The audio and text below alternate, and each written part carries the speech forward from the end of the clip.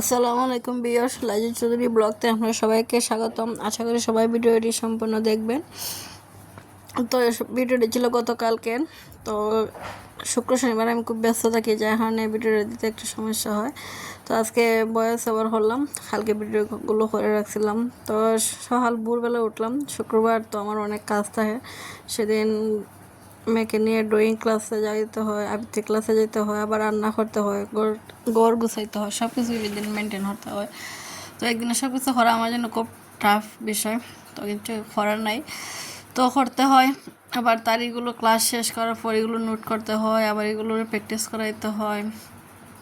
যাদের বাচ্চা আছে আর যারা লেখাপড়া করায় সব মারাই বুঝবে এই যুদ্ধ হাতটা আসলে অনেক কঠিন। জানি না কবে যে শেষ হবে, আর সফলতাও কী পাবো এটা তাও জানি না। তো দোয়া করবেন যাতে আমার মেয়েটা অনেক সুন্দরভাবে ভালোভাবে সুস্থভাবে বেড়ে ওঠে আর সুন্দর একটা জীবন গড়তে পারে। এই তো সকালের কাজগুলো একটু একটু হয়ে গুছিয়ে নিতেছি, আপনাদের সাথে একটু শেয়ার করে নিতেছি। তারপরে বাইরে যারাই দেখেন ভিডিওটা একটু কষ্ট করে কমেন্ট করে যাবেন, আর ভুল করে একটু অনেক ভুল হয় আমি জানি, যেহেতু আমি নতুন এই প্ল্যাটফর্মে আসছি, জীবনে আমি কখনো এই প্ল্যাটফর্মে কাজ করি নাই। তো ভুলগুলো একটু ধরিয়ে দিলে খুশি হব। তো কমেন্ট করবেন, আমার ভুলগুলো হয়তো আমি শুধরে নেওয়ার চেষ্টা করব। অনেক ভুল হয় আমি জানি, বাট আমি বুঝতে এটা ফোর কমেন্টে বুঝতে পারলাম উনি আমাকে একটা ভুল ধরাই দিয়েছেন, যে খুশি হলাম দিদিভাই আমাকে ভুলটা ধরাই দেওয়ার জন্য। তো আপনারা আমার ভুলগুলো ধরাই দেবেন, হয়তো আমি এগুলোর থেকে শিক্ষা নিয়ে একটা ভালো ভিডিও করার চেষ্টা করব, ভালো একটা ভিডিও উপহার দেব। তারপরে ভাইয়াদের ভিডিও আমি দেখি অনেক সুন্দর, অনেক রুচিশীল, আমার চেয়ে অনেক বেটার। বাট আমি তেমন ভালো করে ভিডিও করতে পারি না, কারণ আমি এই প্ল্যাটফর্মে কখনো কোনো কাজ করি না, যে কারণে আমার একটু হার্ডলি পরিশ্রম হইতেছে।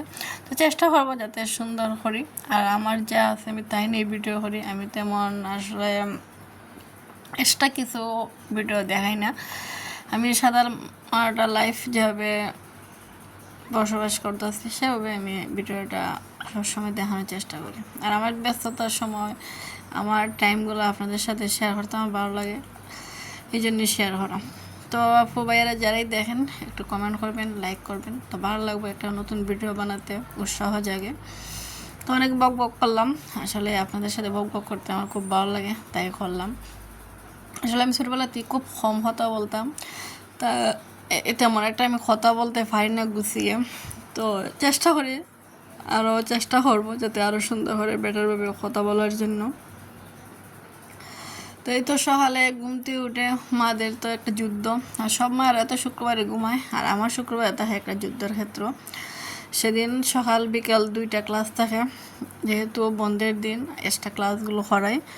এগুলো সে না হইলেই তো আমি এক্সট্রাভাবে করাইতেছি তার একটা ফিউচার দেওয়ার জন্য, যাতে ভবিষ্যতে একটা ভালো কিছু করতে পারে, কোনো জায়গায় তার যাতে সে আটকে না আর বড় হয়ে ভাবে যে আমার মা আমার জন্য অনেক কিছু করছে।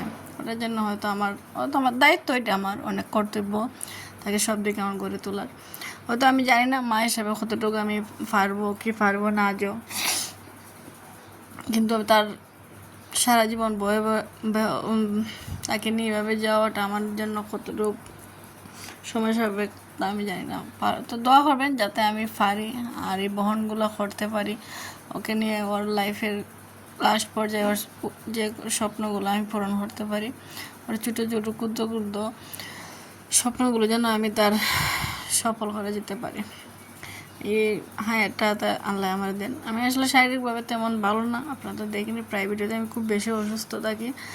তারপরেও চেষ্টা করতেছি ভালো থাকার, সুস্থ থাকার, যাতে মেঘটাকে একটু ভালো একটা জায়গাতে দাঁড় করাতে পারি। তো গেছি সকালে ক্লাস শেষ করে বাসায় চলে আসলাম। তো আমি রান্না বসাইলাম, মেয়েদিকে ওই যে মেয়ের কাজ, ওর ওই ভিডিও দেখবো আর বসে বসে খেলবো, ওর বিছনা দিয়ে খেলা। এগুলো খুব সুন্দর করে পানিতে ডিটারজেন্ট দিয়ে ধুইয়ে আবার শুকাইয়ে বিছনাতে বসে খেলবো। বাইরে যায় না, যেহেতু রুমে বসে বসে সারাদিন থাকে, আর ওরকে আমি বাইরে কখনো একা ছাড়ি না, আমি সবসময় বাইরে নিয়ে যাই। স্কুলে একমাত্র যে আমি তাও স্কুলের গেট পর্যন্ত এগিয়ে দিই ওর ফ্রেন্ড সার্কেলের সাথে। আর কোনো কোনো আসলে মেয়ে বাচ্চাদেরকে একা ছাড়া এখন ঠিক না, আমার সবসময় ভয় থাকে।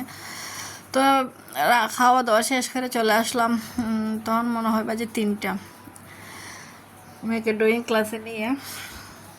তো ড্রয়িং ক্লাসটা আসলে ওর খুব প্রিয়, আমার ভালো লাগে।